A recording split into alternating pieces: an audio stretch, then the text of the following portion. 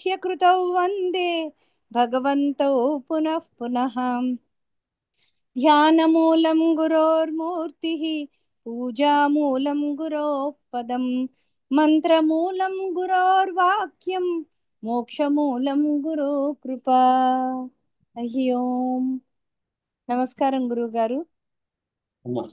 తరగతి అనుభూతి ప్రకాశం తరగతి ప్రారంభించవలసిందిగా విన్నవించుకుంటున్నాను.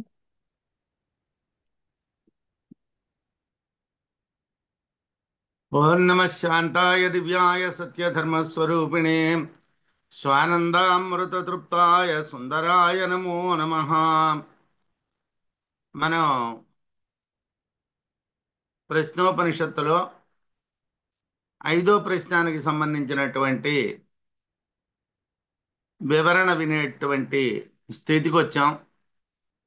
అయితే ఇక్కడ చెప్పబడుతూ ఉన్నటువంటిది ఉత్తరోత్తరంలో, అంటే అనుభూతి ప్రకాశం చివరిలో నృసింహ తాపిన్యోపనిషత్తు, ఉత్తర తాపిన్యోపనిషత్తుని గురించి మనకి వివరణ చెప్తూ ఉన్నప్పుడు మళ్ళీ ఈ ఓంకార విషయాల్ని అప్పుడు కూడా ప్రస్తావిస్తారు.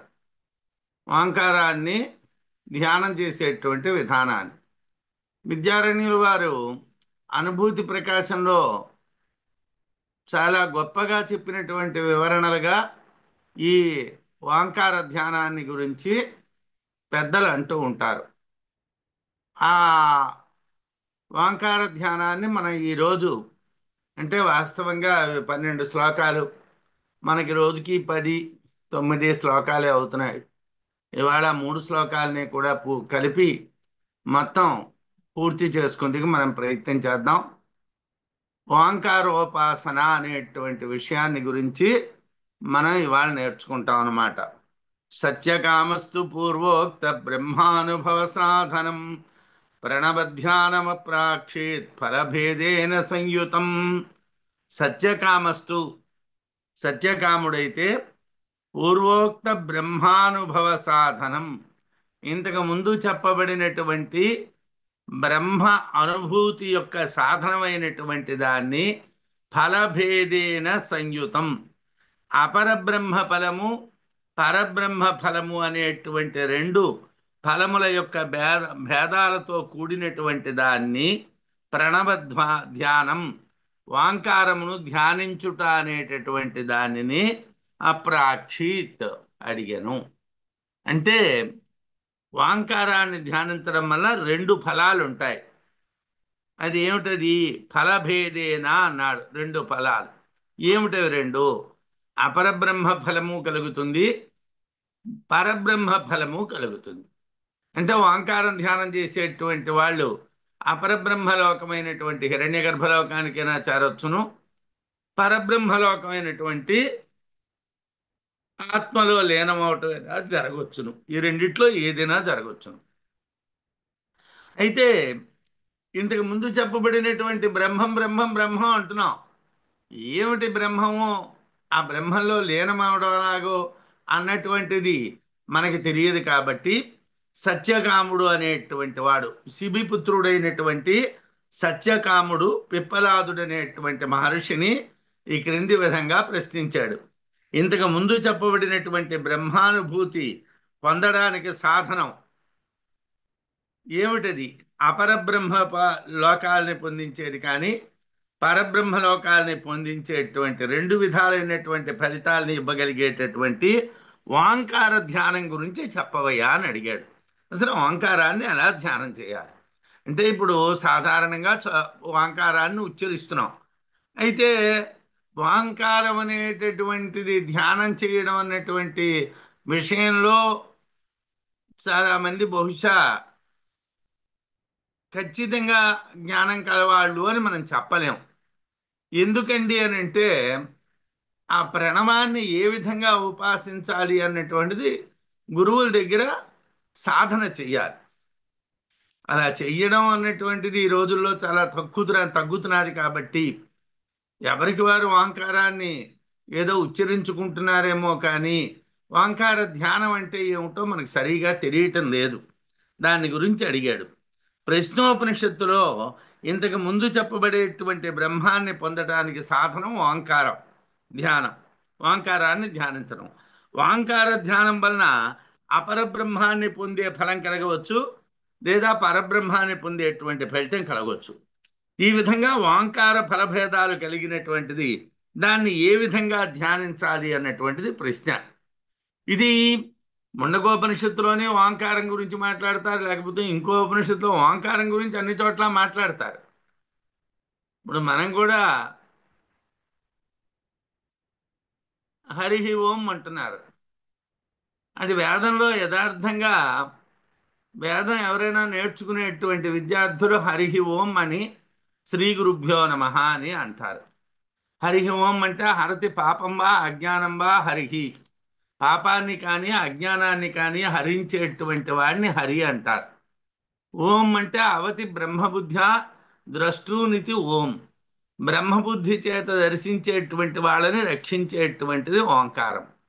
అంటే పాపాలు అజ్ఞానము నశించి బ్రహ్మబుద్ధితో దర్శించేటువంటి వాళ్ళని రక్షించేటువంటిది హరి ఓం అన్నటువంటి శబ్దానికి అర్థం బాగుంది. అయితే ఎవరండి శ్రీ గురుభ్యో నమః అని వేదం నేర్చుకుంటారు. శ్రీ గణపతయే నమః, ఓం నమ శివాయ, లేకపోతే కేశవాయ నమః ఏమీ అనరు, శ్రీ గురుభ్యో నమః అంటారు. ఎందుకోసం అంటే శ్రీ అంటే వేదం కాబట్టి, వేదం అనేటువంటి దాన్ని ఉపదేశించటం చేతను అజ్ఞానాన్ని పాపాన్ని పోగొడుతున్నారు కాబట్టి గురువుల్ని హరి ఓం శ్రీ గురుభ్యో నమః అని అంటూ ఉంటారు. గురువులకి నమస్కారం చేసేటప్పుడు వేద విద్యార్థులు ఆ విధంగా నమస్కారం చేస్తారు. అది వేదం నేర్చుకునేటువంటి వాళ్ళు, అలాగే వేదాంగాలైనటువంటి ఉపనిషత్తులు మొదలైనటువంటి వేద సంబంధమైనటువంటి నేర్చుకునేటువంటి వాళ్ళు ఆ విధంగా మాట్లాడతారు. ఓంకారం అనేటువంటిది ఏ విధంగా చెప్పాలి అంటే అథహైనం శైభ్య సత్యకామ పప్రచ్ఛ సయోహ వై తద్భగవన్ మనుష్యేషు ప్రాయాణాంత ఓంకారం అభిధ్యాయీత కథమం బావ సతేన లోకం జయతి. మంత్రం ఇది ప్రశ్నోపనిషత్తులో. ఏమిటండి అని అంటే సేవ్యుడైనటువంటి సత్యకాముడు అడుగుతున్నాడు. అథ ఇదానీం పరాపర బ్రహ్మ ప్రాప్తి సాధనత్వేన ఓంకారస్య. ఓంకార ధ్యానం ఎందుకండి అంటే పరాపర బ్రహ్మ సాధనం. పరబ్రహ్మాన్ని అపరబ్రహ్మాన్ని పొందడానికి ఓంకారం సాధనం. దాన్ని కావాలి. పరబ్రహ్మ అపరబ్రహ్మ ఫలసాధనమైనటువంటి ఓంకారాన్ని మానవులు ప్రయాణాంతం అంటే మరణాంతం వరకు ఓంకారాన్ని ధ్యానిస్తే ఆ ధ్యానం అద్భుతమైనటువంటిది అని తత్ అనేటువంటి శబ్దం చేత చెప్పారు. మంత్రంలో తత్ అనే తత్ భగవన్ మనుష్యేషు అన్నారు. తత్ అనేటువంటి శబ్దానికి అర్థం ఏమిటంటే అద్భుతమైనటువంటిది ఓంకార ధ్యానం అనేటువంటిది. అది మరణించే వరకు అద్భుతంగా మానవులు ఓంకారాన్ని చేస్తే, ధ్యానం చేస్తే ఏ లోకం జయించబడుతుంది, ఏ లోకాన్ని పొందుతారు అని ప్రశ్న. ఇక్కడ అభిధ్యానం అన్నారు. ధ్యానం అంటే వేరు, అభిధ్యానం అంటే వేరా అంటే అభిధ్యానం అంటే ధ్యానమేనా కాదు. బాహ్య విషయేభ్య ఉపసంహృతకరణ సమాహిత చిత్త భక్త్యావేశిత బ్రహ్మభావే. బ్రహ్మభావం ఎలా కలగాలి? బాహ్య విషయేభ్య ఉపసంహృతకరణ, బయట విషయాలన్నింటినీ కూడా ఉపసంహరించుకోవాలి.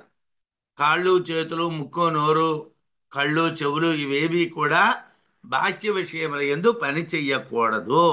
బాహ్య విషయేషు ఉపసంహృత కరణ, సాధనములు కలిగినటువంటి వాడు. సమాహిత చిత్త, ఏకాగ్రమైన చిత్తం కావాలి. భక్త్యావేశిత బ్రహ్మభావ, బ్రహ్మభావం భక్తి చేత వాడి యందు ఆవేశితమై ఉండాలి.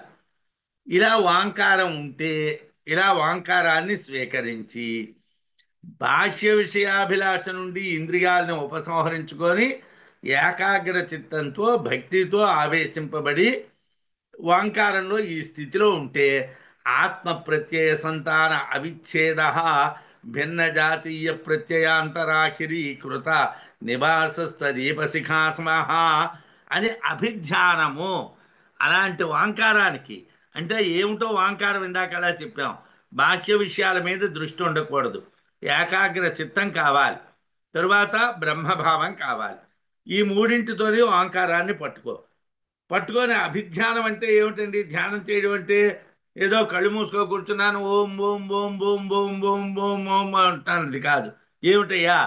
ఆత్మ ప్రత్యయ సంతాన అవిచ్ఛేద భిన్న జాతీయ ప్రత్యయ అంతర అఖిలీకృత నివాసస్థ దీపశిఖాసమ. ఆత్మ ప్రత్యయం ఆగిపోకుండా ఉండాలి. ఆత్మ అనేటువంటి దాని ఎందే దృఢమైనటువంటి స్థితి ఉండాలి. ఆత్మకిన ప్రత్యయం కన్నా వేరైనటువంటి ఇంద్రియార్థ సంకల్పాల చేతను ఆత్మ ప్రత్యయం దెబ్బతినకూడదు. అంటే ఆత్మ మీద ఉండేటువంటి దృఢత్వం ఏదున్నాదో అది ఏ ఇంద్రియ వ్యవహారముల వలన కూడా దెబ్బతినకూడదు. దెబ్బతినకుండా గాలి లేనటువంటి చోట దీపశిఖ ఉంటే ఎంత నిశ్చలంగా ఉంటుందో అలా ఉంటే దాన్ని ధ్యానం అంటారు. అంటే ఇప్పుడు మనం ఓం అంటే ధ్యానం అవుతున్నదా? ధ్యానం కాదు. ధ్యానం అంటే ఏమిటంటే గాలి లేనటువంటి ప్రదేశంలో దీపశిఖలాగా, అంటే దీపం కాంతిలాగా కదలకుండా ఉండాలి. అది ఇంద్రియ విషయాల చేత కొట్టబడకూడదు, ఆత్మ ప్రత్యయంతోనే నిలబడాలి. అలా ఉంటే దాన్ని అభిధ్యానము అంటారు అన్నారు. అటువంటి అభిధ్యానం చేస్తే వాంకారం వల్ల కలిగేటువంటి ఫలం ఏమిటి? పోనీ నువ్వు చెప్పావు కదయ్యా, నువ్వు ఇందాకలా చెప్పావు కాబట్టి బాహ్య విషయాల మీద అభిలాషను విడిచిపెట్టేస్తాం, ఇంద్రియాలన్నిటిని ఉపసంహరించుకుంటాం, ఏకాగ్ర చిత్తంతో ఉంటాం, భక్తి భావంతో ఉంటాం, ఆత్మ ప్రత్యయ సాధనం మీదనే దృష్టి నిలిపి ఇతర వ్యవహారాల వల్ల ఆత్మ ప్రత్యయం దెబ్బతినకుండా చూసుకుంటూ ఓంకారాన్ని ధ్యానం చేస్తాం. ఇది ఒక ఫలితం ఏమిటి? ప్రయోజనం ఏమిటి? ఇది చేస్తే ఏమైనా ప్రయోజనం ఉందా అంటే రెండు రకాలు. అపర బ్రహ్మలోకం కలుగుతుంది, పరబ్రహ్మలోకం కలుగుతుంది. ఈ రెండు రకాలైనటువంటి ఫలితాలు కలుగుతాయి. అంటే ఏ రకమైనటువంటి ఫలితం కలుగుతుందో మాకు ఖచ్చితంగా చెప్పాలి కదా నువ్వు. ఇది కలగొచ్చు అది కలగొచ్చు అంటే ఏది కలకపోను వచ్చును. మనం ధ్యానం ఓ 100 సంవత్సరాల ప్రాణం పోయే వరకు అన్నాడు. ప్రాణం పోయే వరకు అంటే బోల్డ్ జ్ఞాపకాలతో ఉన్నవాళ్ళం. ఏదో ఆ, ఉపనిషత్తు క్లాసుకి రోజుకు ఒక గంట కూర్చోండిరా అంటేనే మనకి తీరిక లేదు కదా. మనం జీవితాంతం ఓంకారాన్ని ధ్యానం చేయగలమా అండి? ఒక గంట సేపు 4:15 దగ్గర నుంచి 5:15, ఇంకా ఎక్కువైతే 5:30.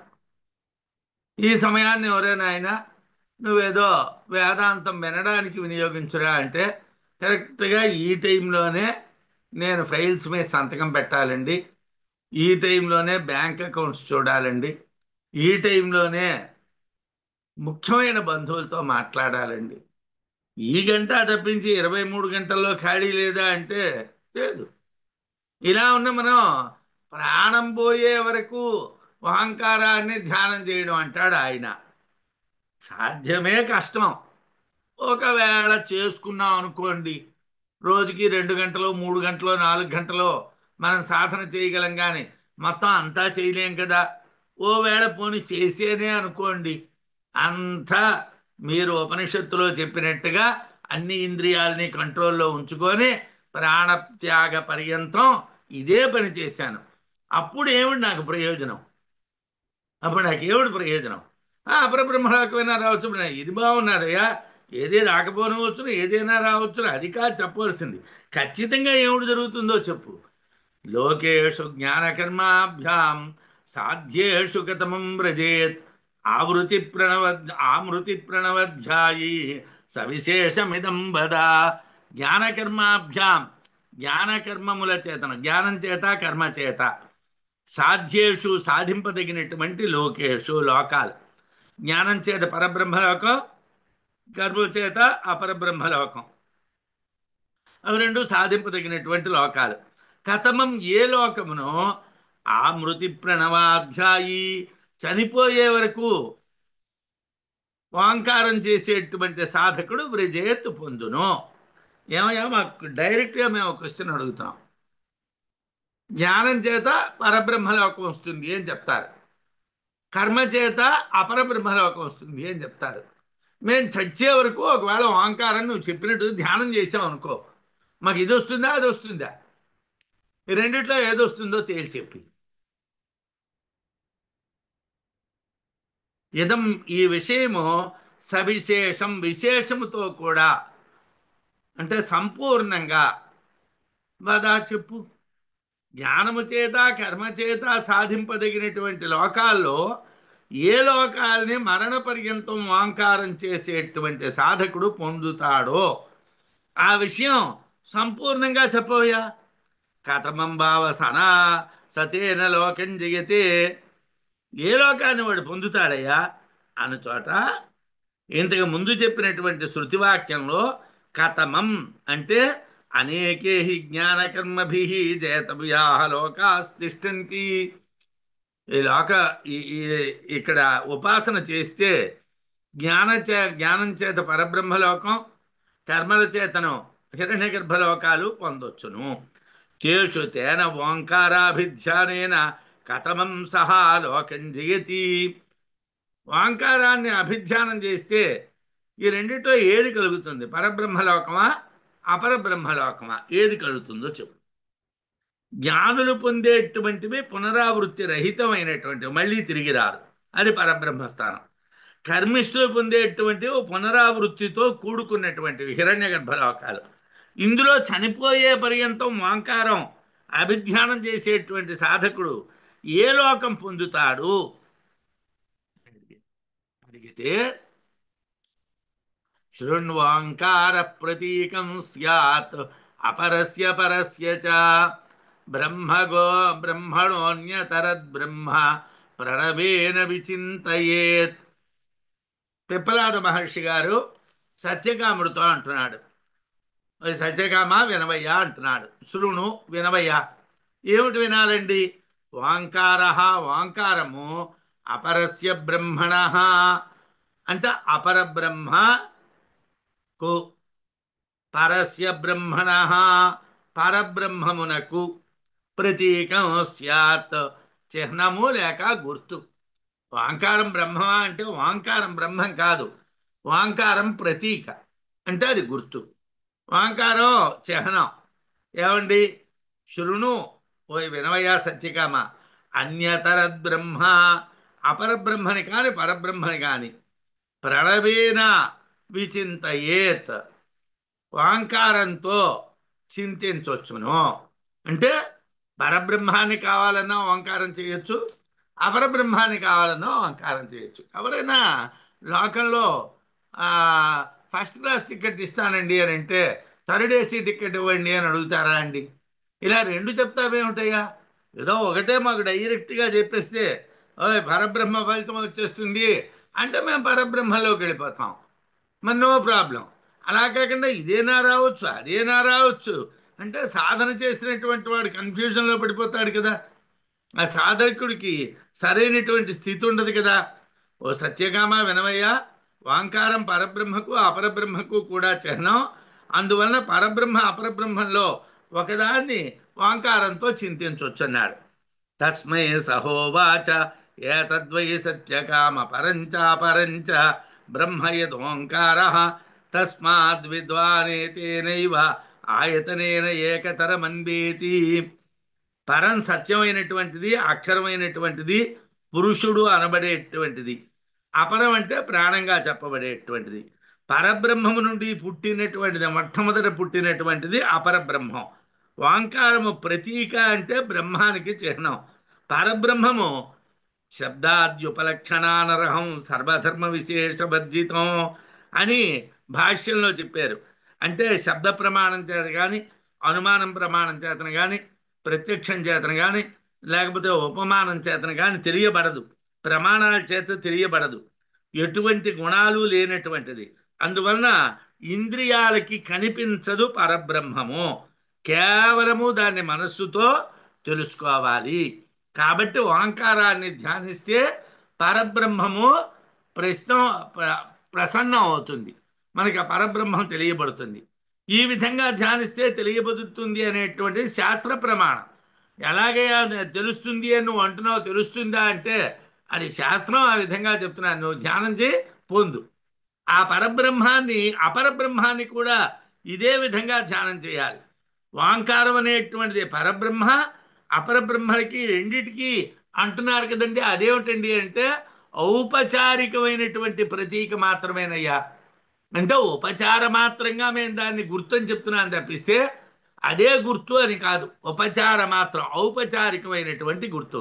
తస్మాత్ పరంచ అపరంచ బ్రహ్మ యదోంకార ఉపచర్యతే అని భాష్యం. అంటే ఉపచరింపబడుచున్నది, ఔపచారికంగా చెప్పబడుతున్నది. యథార్థంగా ఓంకారము బ్రహ్మము కాదు. ఉపచార మాత్రంగా ఓంకారాన్ని బ్రహ్మంగా తెలిసి అభిధ్యానం చెయ్యాలి అని శృతి చెప్తున్నది. ఓంకారం ద్వారానే బ్రహ్మాన్ని పొందాలని ఎందుకు చెప్తున్నారంటే, ఏమంటే ఓంకారం ద్వారానే బ్రహ్మాన్ని పొందాలి అని ఎందుకు చెప్తున్నారండి? నేదిష్టం హి ఆలంబనం ఓంకారో బ్రహ్మణ. అంటే బ్రహ్మానికి దగ్గరగా ఉండేటువంటి ఆలంబనం ఓంకారం. ఏమయ్యా, మన అటకెక్కాలనుకున్నాము, నిచ్చెన వేసాము, నిచ్చెనలో కింద ఉన్నటువంటి ఆ కర్ర మీద అడుగు వేస్తే అటక రాదు కదా. అటక్కి దగ్గరగా ఉన్నటువంటి కర్ర వరకు మన అడుగులు పడాలి. ఏమండి, ధ్యానానికి అంటే మనం పరమాత్మని పొందడానికి ఏమిటయ్యా అంటే నువ్వు ఎన్ని ప్రయత్నాలు చేసినా పరమాత్మకి దగ్గరగా ఉండేటువంటిది ఓంకారం. కాబట్టి నువ్వు ఓంకారాన్ని పట్టుకుంటే తపాలుని ఆ మెట్టెక్కిపోవచ్చయ్యా. ఆ మెట్టెక్కిపోవాలంటే ఓంకారం పట్టుకోవాలి. నేదిష్టం హి అంటే చాలా దగ్గరగా ఉంటుందయ్యా. నేదిష్టం హి ఆలంబనం ఓంకారో బ్రహ్మణ. బ్రహ్మానికి దగ్గరగా ఉండేటువంటి ఆలంబనం ఓంకారము. ఇంకో ఉపనిషత్తు అంటే ముండకోపనిషత్తులో కూడా ఏతద్ ఆలంబనం శ్రేష్టం, ఓంకారము గొప్ప ఆలంబనము అని చెప్పారు. ఓంకారం గొప్ప ఆలంబనం. అంటే మనం మనం పరబ్రహ్మాన్ని పట్టుకోవాలన్నా అపరబ్రహ్మాన్ని పట్టుకోవాలన్నా ముందు ఏమిటి పట్టుకోవాలయ్యా అంటే ఓంకారాన్ని పట్టుకోవాలి. నువ్వు ఓంకారాన్ని పట్టుకుంటే ఆటోమేటిక్గా ఆ రెండింటిలో ఏదో ఒక దాన్ని చేరిపోతావయ్యా. అందునుంచి ఓంకారాన్ని ధ్యానం చెయ్యి. దానివల్ల నీకు అపరబ్రహ్మైనా కలగొచ్చు, పరబ్రహ్మైనా కలగొచ్చు. అయితే ఈ కన్ఫ్యూజన్ అనేటువంటిది చివరి వరకు ఉంటుంది. చివరిని క్లియర్ చేస్తారు. విరాడాద్యపరం తద్వద్ సత్యజ్ఞానాత్మకం పరం మాత్రాత్రయం విభక్తం తదపరం బ్రహ్మ చింతయేత్. అపరబ్రహ్మం అంటే ఏమిటండి అంటే విరాట్ ఆది అపరం తద్వత్ సత్యజ్ఞానాత్మకం పరం. విరాట్టు మొదలైనటువంటిది ఏదైతే ఉన్నదో అది అపరబ్రహ్మ. అపరబ్రహ్మ అంటే హిరణ్య గర్భుడు, విరాట్ బ్రహ్మ, ఇవి మనం చెప్తున్నాం. విరాట్ స్వరూపుడు ఇలా చెప్తున్నాం. ఇదంతా అపరబ్రహ్మ. అంటే మనం ఈ సాధారణంగా వేదాంతంలోకి వస్తూ ఉన్నటువంటి వాళ్ళందరికీ ఉండే కన్ఫ్యూజన్లో ప్రధానం ఏమిటంటే కనిపిస్తూ ఉన్నటువంటి శరీరం అసత్యం ఎలాగా అందు గురించే మన మాండూక్యంలో వైతథ్య ప్రకరణమే చాలా గట్టిదని చెప్పాం. ఎందుకంటే గట్టిది వైతథ్య ప్రకరణం, చాలా కష్టమైనటువంటిది. కనిపిస్తూ ఉన్నదాన్ని కాదు అని చెప్పడం, కనిపించినటువంటిది కాదు అని చెప్తే ఆహా అవునైతే లేదని అనుకుంటాం, బాగానే ఉన్నది. రోజు ఉన్నాం, స్నానం చేస్తున్నాం, భోజనం చేస్తున్నాం, నిద్రపోతున్నాం, బట్టలు కట్టుకుంటున్నాం, మాట్లాడుతున్నాం, ఆ, నాది అని బీరువాల్లో పెడుతున్నాం, తాళాలు వేస్తున్నాం, ఇన్ని చేస్తూ ఇది కాదు అంటే ఎలాగా? ఈ వైతథ్యం చాలా కష్టం. మొన్న ప్రారంభిస్తూ ఉన్నప్పుడు విన్నాను నేను, డాక్టర్ గారు చెప్తూ ఉంటే చాలా కష్టతరమైనటువంటిది. ఏమయ్యా అంటే అపరబ్రహ్మ అనేటువంటిది చాలా సులభం. ఎందుకంటే హిరణ్య గర్భ బ్రహ్మ ఉన్నాడు, ఆయన నుంచి విరాట్ బ్రహ్మ వచ్చాడు, విరాట్ బ్రహ్మ నుంచి సత్వరజస్తమో గుణాలు వచ్చాయి, వాటి నుంచి ఏదో పంచభూతాలు వచ్చాయి, వాటి నుంచి తన్మాత్రలు వచ్చాయి, వాటి నుంచి సృష్టి వచ్చింది. ఇలా టప టప టప చెప్పేయడం చాలా సులభం. ఏ భాగవతమో సప్తాహం అని కూర్చోబెట్టి ఈ కథ చెప్పేయటం సులభం. కానీ అపరబ్రహ్మ అంటే ఏమిటయ్యా విరాట్ బ్రహ్మ మొదలుగా కలిగినటువంటి అపరబ్రహ్మ ఎలాంటిదో తద్వత్ అదే విధంగా సత్యజ్ఞానాత్మకం సత్యజ్ఞాన స్వరూపమైనటువంటిది పరబ్రహ్మము అన్నారు. పరబ్రహ్మం అనేటువంటిది సత్యజ్ఞాన స్వరూపం అయినటువంటిది. మాత్రాత్రయ విభక్తం అంటే మూడు మాత్రల విభాగంతో తదపరం ఆ విరాట్ రూప అపరబ్రహ్మను విచింతయేత్. మాత్రాత్రయ విభక్తం మూడు మాత్రల యొక్క విభాగంతో తదపరం బ్రహ్మ విచింతయేత్. అపర బ్రహ్మాన్ని విచారణ చెయ్యండి. ముందు అపర బ్రహ్మ విచారణ అని చెప్పారు. ఎందుకంటే మనం ఏ విషయాన్నైనా తెలిసిన దాని నుండి తెలియని దానికి వెళ్ళాలి కాబట్టి మనకి తెలిసినటువంటి బ్రహ్మగారి దగ్గర నుంచి తెలియని పరబ్రహ్మం దగ్గరికి వెళ్దాం. అయితే ఇక్కడ మాత్రాత్రయం మూడు మాత్రలు ఉన్నాయి. ఆ మాత్రలు ద్వారా విరాట్ బ్రహ్మాన్ని చూడండి, అపర బ్రహ్మాన్ని చూడండి. విరాట్టు మొదలైనటువంటి అపరబ్రహ్మ, అదేవిధంగా సత్యజ్ఞాన స్వరూపము పరబ్రహ్మ, వాంకారమునందలి అకార ఉకార మకారాలు అనేటువంటి మూడు మాత్రలు అనేటువంటి విభాగం ద్వారా విరాట్ రూపమైనటువంటి అపరబ్రహ్మను విచారణ చేయాలి. మూడు మాత్రలు ఉన్నాయి వాంకారంలో. ఇది ఎందుకు ఈ ప్రశ్నోపనిషత్తులో ప్రణవోపాసన ఎలాగైతే కాస్త గట్టిగా మనం నేర్చుకోవాలో, ఇది నృసింహ ఉత్తర తాపిని ఉపనిషత్తులోకి వెళ్ళేసరికల్లా మళ్ళీ ప్రణవోపాసనే అక్కడ చెప్తారు. ప్రణవంతో మంత్రాన్ని ఎలా ధ్యానించాలి, మంత్రార్థాన్ని ఎలా ధ్యానించాలి, ప్రణవాన్ని ఎలా వదిలేయాలి, మంత్రార్థాన్ని ఎలా వదిలేయాలి, మంత్రాన్ని ఎలా వదిలేయాలి, పరమాత్మను ఎలా పొందాలి అన్నటువంటిది చెప్తారు. ఉపాసనలో చాలా దిట్ట కాబట్టి విద్యారణ్య స్వామి వారు అంటే సాధారణంగా శిష్యులకి మాత్రమే తెలిసేటువంటి రహస్యాల్ని అనుభూతి ప్రకాశంలో ప్రత్యక్షంగా మనకి చెప్పారు. మనం అపరబ్రహ్మ విచారణం చేయాలి. విరాడకార శ్రోత్రాత్మా ఉకారహి అవ్యాకృతం పునః మకార ఇతి విజ్ఞేయో విభాగో అపరచింతనే. అపరచింతనే అంటే అపరబ్రహ్మాన్ని మనం ధ్యానం చేద్దాం అనుకున్నాం. అపరబ్రహ్మాన్ని ధ్యానం చేద్దాం అనుకున్నప్పుడు ఎలా ధ్యానం చేయాలి? విరాడకార, విరాట్ అకారము, విరాట్ రూపము అనబడేటువంటిది ఆకారము. ఓకార ఉకారము, సూత్రాత్మ హిరణ్య గర్భ బ్రహ్మ సూత్రాత్మ. పునః ఇంకా మకార మకారము, అవ్యాకృతం హిస్య ఇది. అవ్యాకృతం కదా, మకారం అవ్యాకృతం, అకారము విరాట్టు, ఉకారము హిరణ్య గర్భుడు, మకారము అవ్యాకృతము, ఈ మూడునండి. అపరచింతనే అపరబ్రహ్మ విచారణలో విభాగ వేరువేరుగా చేసి చూడటం వలన విజ్ఞేయ తెలియాలి. మనం అపరబ్రహ్మాన్ని చింతించేటప్పుడు వేరువేరుగా మనకి తెలియాలంటే ఏం చేయాలి? అకారాన్ని విరాట్ రూపంగా ఉపాసించాలట. అంటే ఇది నేను చెప్తూ ఉన్నంత, అంటే మాటలతో నేను చెప్తూ ఉన్నంత సులభం కాదు. ఓంకారంలో ఉన్నటువంటి ఆ అనేటువంటి మాత్రను తీసుకొని విరాట్ రూపం మన ధ్యానంలోకి రావాలి. ఓంకారంలో ఉన్నటువంటి ఊ అనేటువంటి మాత్రను తీసుకొని హిరణ్య గర్భ బ్రహ్మం మన ధ్యానంలోకి రావాలి. ఓంకారంలోని మకారం బిందు స్వరూపమైనటువంటి మకారం తీసుకొని అవ్యాకృతమైనటువంటి బ్రహ్మం మన ధ్యానంలోకి రావాలి. అలా వస్తే మన అపరబ్రహ్మ చింతనం చేసినట్టు. అంటే ఓంకారమే ఉచ్చరించబడుతున్నది, ఓంకారమే. ఆ ఓంకారంలో విభాగం కరెక్ట్గా జరగాలి. అకార విభాగం జరగాలి, ఉకార విభాగం జరగాలి, మకార విభాగం జరగాలి. ఆ అకార విభాగంలో విరాట్ అనేటువంటిది ధ్యానంలోకి రావాలి. ఆ ఉకారంలో సూత్రాత్మ రావాలి. ఆ మకారంలో అవ్యాకృతం రావాలి. ఆ మూడు అలా నిలబెట్టి ధ్యానం చేయాలి. అలా నిలబెట్టి మూడింటిని ధ్యానం చేస్తే, అంటే ఓంకారమే చేస్తున్నాం, అకారాన్ని నిలబెట్టాం, ఉకారాన్ని నిలబెట్టాం, మకారాన్ని నిలబెట్టాం, ధ్యానం చేసాం, అపర బ్రహ్మచింతనం అవుతుంది. అంటే ఒకటి, గురుముఖంగా ఈ ఉపాసనని నేర్చుకోవాలి. అలా జరుగుతున్నదో లేదో గురువుకి శిష్యునికి మధ్యని ఇంటరాక్షన్ ఉండాలి.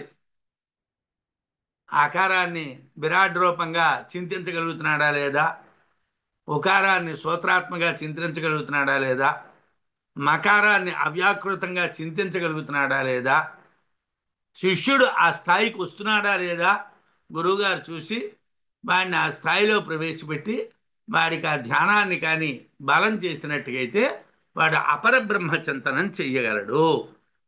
అంటే వాంకారంలో ఆకారం విరాట్టు, ఉకారం సూత్రాత్మ, మకారం అవ్యాకృతము. అపరబ్రహ్మాన్ని చింతించేటప్పుడు ఈ మూడు విభాగాల్ని వేరువేరుగా విచారణ చేయాలి. చెప్పాను కదా, ఆ మూడు కనిపించాలి, విడిపోయి కనిపించాలి. ఆకారం విడాలి, ఉకారం విడాలి, మకారం విడాలి, ఓంకారం ధ్యానం జరగాలి. ధ్యానం ఓంకారం జరగాలి, మూడు విభాగం జరగాలి. అంటే ఈ కళ్ళుతో పని కాదు, ఈ కళ్ళు మూసేయాలి, ఈ కళ్ళకేం లేదు. లోపల ఉన్నటువంటి జ్ఞానచక్షువు తెరుచుకొని ఆ జ్ఞానచక్షువుతో ఆకార ఉకార మకారాలు అనేటువంటి వాటిని మనమేమో విరాట్ సూత్రాత్మ అవ్యాకృతాలుగా ధ్యానం చెయ్యగలగాలి. అంటే సాధారణంగా వేదాంగములు అధ్యయనం చేసినటువంటి వాళ్ళు అపరబ్రహ్మ విచారణ చేస్తారు. వాళ్ళు ఓంకారంలో మూడు విభాగాలు తెలిసి చింతించాలి. అంటే మేమేదో ఓంకారాన్ని ధ్యానం చేస్తున్నామండి, ఓం ఓం ఓం ఓం ఒట్టులో, కాబట్టి మాకు ఆ పరమాత్మ ప్రసన్నమైపోయాడు. భ్రాంతిగా మాట్లాడితే ఏం చెప్పలేము. ఈ కారణం ఎలా వచ్చిందంటే, ఏది చేసినా నామం చేసేస్తే మోక్షం కదండి. రామకృష్ణ పరమహంస గారు చెప్పారండి, సిద్ధులైన వాళ్ళు చెప్పారండి, నామస్మరణం నాదన్యోపాయం నైపశ్యామో భవతరణే రామహరే కృష్ణహరే అని. అందు గురించి మనం అనేసామండి. ఇలాంటివన్నీ కూడా వేదాంతం చదువుకుంటూ ఉన్నటువంటి వాళ్ళము ఒకటో తరగతిలో ఎక్కాల పుస్తకం అంకెలు లేకపోతే కలపడాలు కొట్టివేతలు చెప్తూ ఉన్నప్పుడు పిల్లడికి ఏం చెప్తామంటే, ఒరే ఈ లెక్కలు వచ్చేస్తే నీకు అన్నీ వచ్చేయరా అంటాం. అంటే వాడి కలపడం కొట్టివేత వచ్చేస్తే వాడికి లెక్కలంతా వచ్చేసినట్టుగానా, ఎక్కాలు వచ్చేస్తే వచ్చేసినట్టుగానా వాడికి అలా చెప్తాం. వాడిని ఆ దారిలోకి తెస్తాం. తెచ్చిన తర్వాత వాడికి అప్పుడు ఆ కష్టం తెలుస్తుంది. ఎంత లోతుగా వెళ్తే కానీ వ్యవహారం ఈతడం కష్టంగా ఉంటుందో వాడికి అప్పుడు తెలుస్తుంది. కాబట్టి విద్యారణ్యులు ఓంకారోపాసనను చాలా సున్నితంగా అనుభూతి ప్రకాశంలో చెప్పినట్టుగా విద్వాంసులు భావిస్తారు. ఇది గురుముఖ్యంగానే సాధారణంగా మనం మా చెయ్యడం, ప్రయత్నం చేయటం, దానివలన లాభం పొందడం జరుగుతుంది. శ్రోత్రావ్యాకృత విజ్ఞాత హీనో యది విచింతయేత్ విరాన్మాత్రం తమోంకారం తదాపి వ్యర్థతా నహి. ఏమంటే ఈ మూడు కలిపి చేస్తే అపరబ్రహ్మ చింతనం అవుతుందన్నారు. మాకు అహంకారంలో మేము అకారాన్నే ధ్యానంలోకి తెచ్చుకోవడం కష్టమైపోతూ ఉంటే ఒకేసారి ఆకారాన్ని ఉకారాన్ని మకారాన్ని మూడింటిని ధ్యానంలోకి తెచ్చి చేయడం అంటే మా వల్ల కాదండి, చాలా కష్టంగా ఉంటుందండి అంటే, నాయనా నువ్వు ఒకటో తరగతిలో జాయిన్ అయ్యావు కదా, నీ ఒకటో తరగతికి ఏమిటంటే సిలబస్సు సూత్ర అవ్యాకృత విజ్ఞాతహీనో యది విచింతయేత్. ఇది ఒకవేళ సూత్ర అవ్యాకృత విజ్ఞాతహీన, సూత్రమైనటువంటి ఉకారము అవ్యాకృతమైనటువంటి మకారము తెలియకుండా, ఆ రెండింటినీ తెలియకుండా విరాట్ మాత్రం తమ ఓంకారం, విరాట్ మాత్రమైనటువంటి అకారమును మాత్రము ఓంకారమునందు తెలిసి విచింతయేత్ విచారణ చేసినట్టయితే తదాపి అప్పుడు కూడా వ్యర్థత నహి, నిష్ప్రయోజనం కాదయ్యా, అది ప్రయోజనమే. అదేమిటండి అంటే, ఇప్పుడు మనం నేర్చుకుంటూ ఉన్నప్పుడు ముందు ఏం చేస్తామండి, ఎడిషన్సే నేర్చుకుంటాం, తర్వాత సబ్స్ట్రాక్షన్స్ నేర్చుకుంటాం. అంటే కూడికలు నేర్చుకున్న తర్వాత తీసివేతలు నేర్చుకుంటాం, గుణకారం నేర్చుకుంటాం, తర్వాత భాగహారం నేర్చుకుంటాం. ఈ నాలుగింటితోని కలిపినటువంటి లెక్కలు తర్వాత చేస్తాం.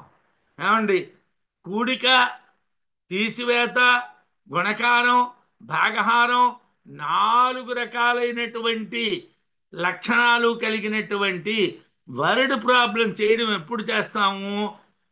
ప్రారంభంలో కాదు. ముందు ఏం చేస్తామంటే 6లోంచి 3 తీస్తే ఎంత? 3. 2 అంకెలు చెప్తాం, 3 అంకెలు చెప్తాం, 4 అంకెలు చెప్తాం. ముందు కలపడాలు చెప్తాం, తీసివేతలు చెప్తాం, గుణకారం చెప్తాం, భాగాహారం చెప్తాం.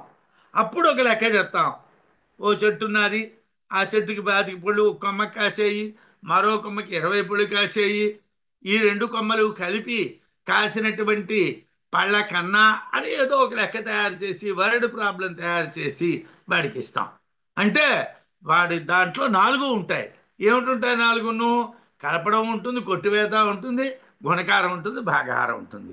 అయితే ఏమండి, కలపడం ఒక్కటే ముందు చెప్పారు కదండి, అది వ్యర్థత నహి, అది వ్యర్థం కాదు.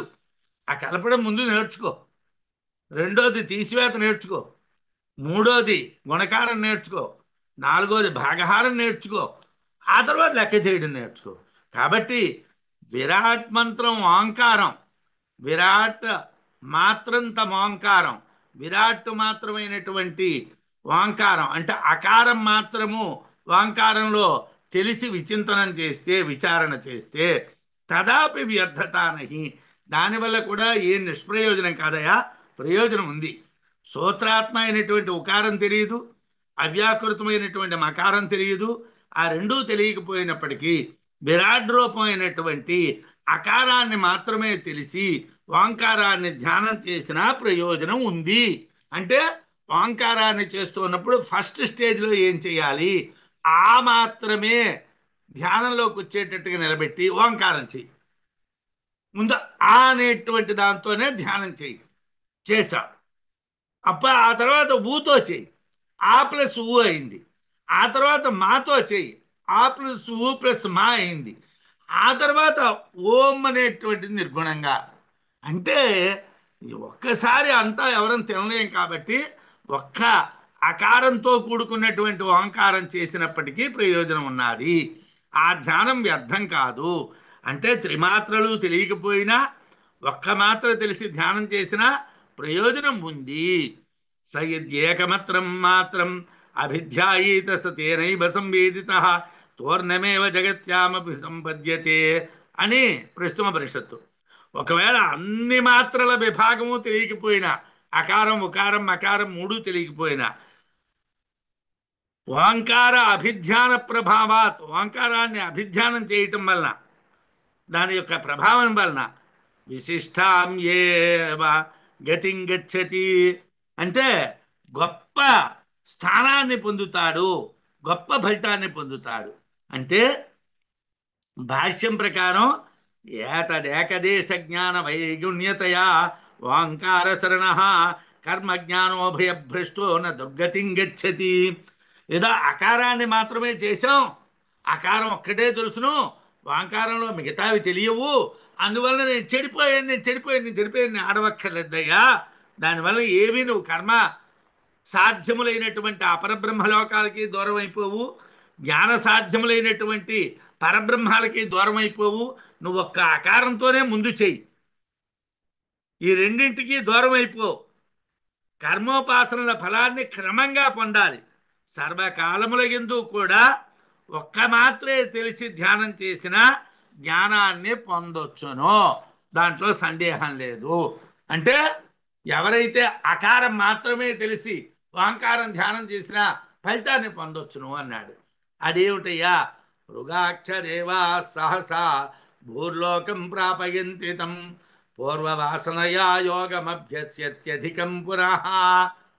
ఏమంటే ఆకారాన్ని ఒక్కదాన్నే ధ్యానం చేశానండి, ధ్యానం చేస్తే నాకేమిటి లభిస్తుందండి అంటే భూలోకం వస్తుందయ్యా, అంటే మనుష్య జన్మ వస్తుందయ్యా. ఎలా వస్తుందండి? ఋగ్వేద అభిమానులైనటువంటి దేవతలు నీకు అది ఇస్తారు. అంటే ఇక్కడ చాలా విచిత్రం ఉన్నదండి. ఆకారం ఋగ్వేదాభిమానం అయినటువంటి దేవతలతో కూడుకున్నది, ఉకారం యజుర్వేదాభిమానమైనటువంటి దేవతలతో కూడుకున్నటువంటిది, మకారం సామవేదాభిమానులైనటువంటి దేవతలతో కూడుకున్నట్టు. ఓంకారంలో 3 ఉన్నాయి, 3 వేదాలకి, 3ంటికి. అలాగే ఒకటి భూలోకం, రెండోది సోమలోకం, మూడోది సూర్యలోకం. అంటే ఒకటి భూలోకాన్ని ఇస్తున్నది, రెండోది ఏమొచ్చింది చంద్రలోకాన్ని ఇస్తున్నది, మూడోది ఏమొచ్చింది సూర్యలోకాన్ని ఇస్తున్నది.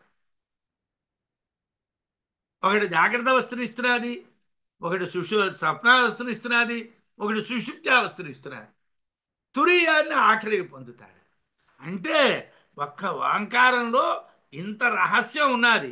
ఋగాఖ్య దేవా, ఋక్ సంబంధితమైనటువంటి దేవతలు సహసా శీఘ్రముగా తమ్ ఆ ఓంకారము ధ్యానించే వాణిని, అంటే అకారం మాత్రమే తెలిసి విరాట్టు మాత్రమే తెలిసి ఓంకారం ధ్యానం చేసేటువంటి వాడిని భూలోకమును ప్రాపయంతి పొందిస్తారు. పునః తిరిగి ఆ భూలోకమును పొందినటువంటి సాధకుడు పూర్వవాసనయా, పూర్వజన్మమునందలి వాసనల చేత యోగం ఓంకారముతో కూడినటువంటి ధ్యానమును అధికం మిక్కిలిగా అభ్యాసం చేయగలడు. అంటే ఏమిటి? వీడు భూలోకానికి వచ్చేస్తే చెడిపోతాడని అర్థం కాదు. వీడు ఇంతకు ముందు అకారంతో చేశాడు. అకారంతో చేయటం వల్ల వీడికి ఋగ్వేద అభిమాన దేవతలు వీడిని భూలోకాన్ని పొందించే. వీడు ఆ పాత వాసనల చేతను ఇంకా ఓంకారాన్ని బాగా ధ్యానం చేసి ఇంకా ఉత్తమమైనటువంటి లోకాలు పొందుతాడు అని చెప్పారు. అంటే ఓంకారంలో విరాట్ మాత్రమైనటువంటి అకారం మాత్రమే తెలిసినటువంటి వాడు, అకారం మాత్రమే తెలిసినటువంటి వాడు ఓంకారాన్ని ధ్యానిస్తే ఋగ్వేద సంబంధితమైనటువంటి దేవతలు అతన్ని భూలోకంలోకి వచ్చేటట్టుగా చేస్తారు. అతడు తిరిగి పూర్వజన్మ వాసన చేత ఓంకారాన్ని ధ్యానం చేయగలుగుతాడు. అకారము విరాట్ ఋగ్వేద రూపము, అందువలన ఋగ్వేద దేవతలు ఫలాన్ని ఇస్తారు అని చెప్పారు. అంటే ఓంకారం ధ్యానించేటప్పుడు అకారం విరాట్టుగా మాత్రమే కాకుండా ఋగ్వేద రూపంగా ధ్యానం చేయాలి. అకారంలో ఋగ్వేదం అంతా ఉన్నది అన్నటువంటి ధ్యానం చేయాలి. తం రుచో మనుష్యలోకం ఉపనయంతే సతత్ర తపసా బ్రహ్మచర్యేణ శ్రద్ధయా సంపన్నో మహిమా అనుభవతి. ఆ ఋగభిమాని దేవతలు ఆ సాధకుణ్ణి మనుష్యలోకాన్ని పొందిస్తాయి. మనుష్య జన్మం ఎందుకన్నారండి?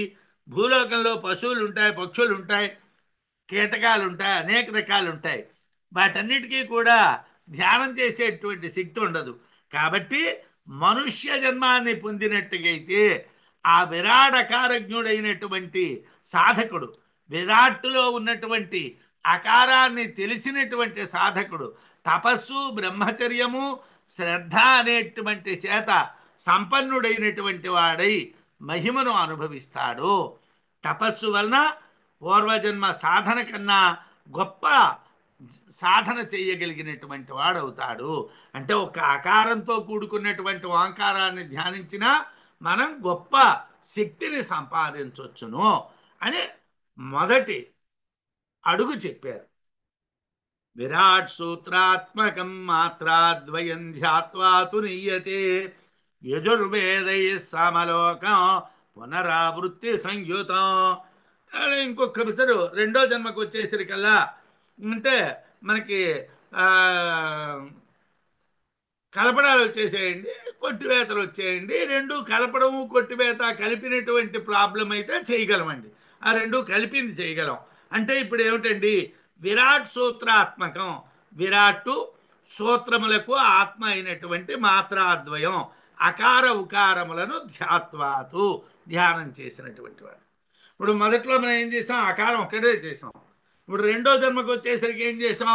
అకారము ప్లస్ ఉకారము, అకారం ఉకారం కలిపి ఓంకారాన్ని ధ్యానం చేస్తున్నప్పుడు అకారాన్ని ఉకారాన్ని కూడా రెండు మాత్రల్ని కలిపి ధ్యానం చేస్తే పునరావృత్తి సంయుతం అయితే ఏమండి ఇలా చేస్తే బ్రహ్మలోకం వచ్చేస్తుందా? రాదండి, మళ్ళీ రావాలి వెనక్కి. ఎందుకండి? ఇంకా మకారం గురించి తెలియలేదు మనకి, ఇంకా మకారం దగ్గరికి వెళ్ళలేదు కాబట్టి మనం మళ్ళీ రావాలి. కాబట్టి పునరావృత్తి సంయుతం అంటే తిరిగి భూలోకానికి రావడమే ఫలితముగా కలిగినటువంటి సోమలోకం, చంద్రలోకమును యజుర్వేద అభిమాన దేవతల చేత నీయతే పొందించబడును. ఉకారం ఏమిటండి? యజుర్వేదానికి సంబంధించినటువంటిది. యజుర్వేద అభిమాన దేవతలు వీడిని ఏం చేస్తారండి? చంద్రలోకాన్ని పొందిస్తారు. అది కర్మిష్ఠులైనటువంటి వాళ్ళు పొందే లోకం. అయితే మళ్ళీ తిరిగి వస్తారు. అక్కడికి వెళ్ళిన వాళ్ళు ఏమవుతారండి? మళ్ళీ పునరావృత్తి ఉంటుంది, మళ్ళీ రావాల్సి ఉంటుంది. అంటే అకారము ఉకారము రెండూ తెలిసేయండి. అకారము ఉకారము రెండింటితోని ధ్యానం చేశానండి. రెండూ కలిపి ఓంకారాన్ని ధ్యానం చేస్తే నేను స్వామలోకం వరకు వెళ్ళానండి, మళ్ళీ తిరిగి వచ్చానండి. అయితే ఇంత ఒకటో తరగతి కన్నా రెండో తరగతి బలంగా ఉన్నాడు. సెకండ్ స్టెప్ బలంగా ఉన్నారు. విరాట్ ఆకారము, సూత్రాత్మ ఉకారము, ఈ రెండు మాత్రలు తెలిసి వాంకారం ధ్యానం చేస్తే యజుర్వేద అభిమాని దేవతలు భూలోకానికి తిరిగి రావడం ఫలితంగా కలిగినటువంటి సోమలోకాన్ని, చంద్రలోకాన్ని పొందిస్తారు. అంటే ఓంకారంలో రెండు మాత్రలు తెలిసి ఓంకారం ధ్యానం చేస్తే యజుర్వేదాభిమాని దేవతలు చంద్రలోకాన్ని ఇస్తారు. అయినా తిరిగి భూలోకానికి రావాలి. కర్మల వలన లభించేటువంటి చంద్రలోకం తిరిగి రావడమే ఫలితంగా కలిగినటువంటిది. కాబట్టి చంద్రలోకం పొంది తిరిగి వస్తాడు. అథ యది ద్విమాత్రేణ మనసి సంపద్యతే స్వంతరిక్షం ఎదురున్నీయతే సోమలోకం స సోమలోకే విభూతిం అనుభూయ పునరావర్తతే అని ప్రశ్నోపనిషత్తులో మంత్రం. అంటే ఇక్కడ ద్విమాత్రేణ అన్నారు. అంటే రెండో మాత్రతో ద్విమాత్రా విభాగజ్ఞేన ఉకారము తెలిసినటువంటి వాడు అన్నాడు. అంటే ఆకారం చెప్పలేదండి. శ్లోకంలో ఆకారాన్ని చెప్పారు, మాత్రా ద్వయం అన్నారు. ఇక్కడ రెండు అనలేదు, ఒక మాత్ర, రెండో మాత్ర అని మాత్రమే అన్నారు, మాత్రా ద్వయం అనలేదు. అంటే పూర్వజన్మలో వాడికి ఆకారం తెలుసును కాబట్టి, అంటే కలపడాలు వచ్చును కాబట్టి కొట్టివేతలు చెప్పినప్పుడు ఏమైనా నీ కలపడాలు వచ్చినా అని మరి అడగరు. వాడికి ఆల్రెడీ కలపడం వచ్చును, వాడికి ఆకారం తెలుసు. ఇప్పుడు ఎక్స్ట్రా వాడికి ఏమని చెప్పాము? ఉకారం మాత్రం చెప్పాం. అందుంచి రెండోది అని మాత్రమే ఇక్కడ అన్నారు మంత్రంలో. పూర్వజన్మలో ఆకారం తెలుసు, ఈ జన్మలో ఉకారం తెలుసు. అందువలన విద్యారణ్యులు మాత్రాద్వయం ధ్యాత్వా అని రెండూ కలిపి చెప్పారు. ఒక జన్మ కంటే రెండో జన్మ అధిక ఫలాన్ని ఇస్తుంది. అకారం తెలిసినప్పుడు జగత్తునందు సంపత్తి పొందుతాడు. ఉకారం తెలిస్తే, అంటే అకారంతో కలిపి ఉకారం తెలిస్తే మనస్సునందు సంపత్తిని పొందుతాడు. అది జగత్తులో సంపదని కలిగిస్తే ఇక్కడ మనస్సులో సంపదని కలిగిస్తుంది. యజుర్వేదాభిమాని దేవతలు చంద్రుడు అధిష్టానంగా కలిగినటువంటి వాళ్ళు కాబట్టి చంద్రలోకాన్ని పొందిస్తారు. అంటే మనస్సులకు చంద్రుడు అధిష్టానం కాబట్టి ఉకార ధ్యానం వల్ల ఏమవుతాయా? మనస్సులో లీనమవుతాడు. అంతరిక్షం ఆధారంగా కలిగినటువంటిది చంద్రలోకం. అంతరిక్షం ఆధారంగా కలిగినటువంటిది చంద్రలోకం. కాబట్టి ఆ చంద్రలోకాన్ని పొందిస్తారు. చంద్రలోకంలో మహిమను అనుభవించి మళ్ళీ భూలోకానికి తిరిగి వస్తాడు. అంటే ఆకారం ఉకారం చేశాడు, వాడు చంద్రలోకం వరకు వెళ్ళాడు, మళ్ళీ భూలోకానికి వచ్చాడు. వచ్చి ఉకార ధ్యానం అయిపోయిన తర్వాతను, అంటే ఋగ్వేద అభిమాన దేవతల వలన వాడు ఫలితాన్ని పొందాడు, యజుర్వేద అభిమాన దేవతల వలన ఫలితం పొందాడు. ఇంకా మూడోది ఉన్నది. ఏమిటయ్యా? విరాట్ సూత్ర అవ్యాకృతాఖ్యం త్రిమాత్రం ప్రణవం స్మరేత్ సామవేదైర్బ్రహ్మలోకం నీయతే ముక్తి కారణం. ఏమయ్యా, అవి రెండూ కూడా తిరిగి వస్తారయ్యా, ఇక్కడ తిరిగి రారయ్యా. ఏమిటయ్యా ఇది? విరాట్ సూత్రాత్ అవ్యాకృతాఖ్యం. విరాట్ అంటే ఆకారం, సూత్రం అంటే ఉకారం, అవ్యాకృతం అంటే మకారం. మకారాలు ఓం మూడు తెలిసి, త్రిమాత్రం మూడు మాత్రలు తెలిసి, ప్రణవం ఓంకారమును యస్మరేత్ ఎవడు స్మరిస్తాడు అంటే వాడు ఓంకారాన్ని స్మరిస్తున్నాడు. వాడికి మూడు మాత్రలు తెలుసు, వాడికి ఆకారం తెలుసు, ఉకారం తెలుసు, మకారము తెలుసు. మూడింటిని నిలబెట్టి వాడు చేస్తున్నాడు. చేస్తే ముక్తి కారణం, క్రమముక్తి కారణమైనటువంటి బ్రహ్మలోకం, బ్రహ్మలోకాన్ని సామవేదై సామవేద అభిమాన దేవతల చేతే కొనిపోబడును. హిరణ్య గర్భ బ్రహ్మలోకానికి వెళ్తాడు. హిరణ్య గర్భ బ్రహ్మలోకానికి వెళ్తే దాన్ని క్రమముక్తిని ఎందుకన్నాం అంటే, ఈ బ్రహ్మగారి తర్వాత మరో బ్రహ్మ, మరో బ్రహ్మ, మరో బ్రహ్మ, అలాగా అనేక బ్రహ్మల తర్వాత వాడు పరబ్రహ్మంలో లీనమైపోతాడు. దాన్ని క్రమముక్తి అని అందు గురించి అంటాం. అదే జ్ఞానం అనుకోండి, తపాల్మని తెగిపోతుంది. జ్ఞానం దగ్గర ఏమిటంటే తెగిపోయింది, పరమాత్మలో లీనమైపోయాడు. కర్మకాండలో అలా లీనం కాడు. ఎందుకంటే అడుగు అడుగు అడుగు అడుగు ఎక్కుతూ ఉంటాడు.